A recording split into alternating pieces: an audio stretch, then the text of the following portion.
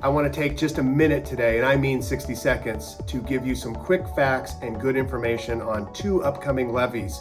Our Educational Programs and Operations levy, EP&O, pays for nearly 15% of our district operations, which includes over 400 employees, including teachers, nurses, counselors, our school resource officers, all the way through athletics, Bethel Rec, any kind of awesome program that our kids are involved in. Our Educational Programs and Operations levy funds.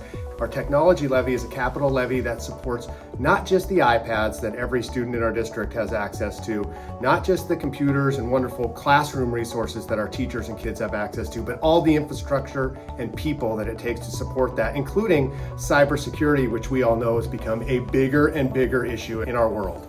Ballots drop mid-January, January 23rd to be exact, in your mailboxes, and it's really important that everybody gets out to vote.